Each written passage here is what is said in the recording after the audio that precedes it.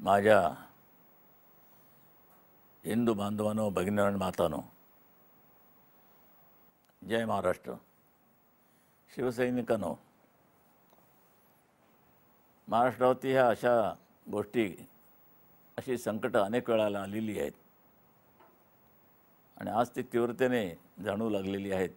एका निराळ्या वातावरणात निवडणुकीचा मोसम आहे आणि ह्या वेळेलाच आपली एकजूट, आधी म्हणजे एक खांबी एकजूट आणि आपल्या मजबूतीवरती आज ती मजबूतीने उभी आहे. आपल्या चिरे आहेत, आपण त्या संघटनेचे चिरे आहेत शिवसेनेचे, आणि ह्यामुळे हा गड अनेकांनी तोफा डागून पाडण्याचा प्रयत्न केला, पण गडाला कुठेही भेग पडली नाही, एखादा एकही चिरा ढासळला नाही.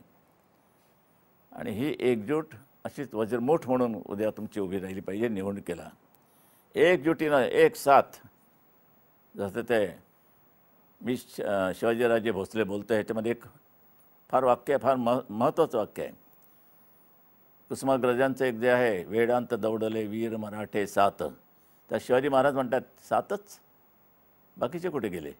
यापुढे वेदांत दौडले वीर मराठे साथ, एक साथ, नुसते साथ नाही, एक साथ, असे हे वीर मराठे आपण यातनं उभे राहू द्या आणि एक साथ एक ज्योतीनं शिवसेनेला मतदान करून हा शिवसेनेचा भगवा झेंडा त्या महाराष्ट्राच्या विधान भवनावरती, मंत्रालयाच्या शिखरावरती फडकावा.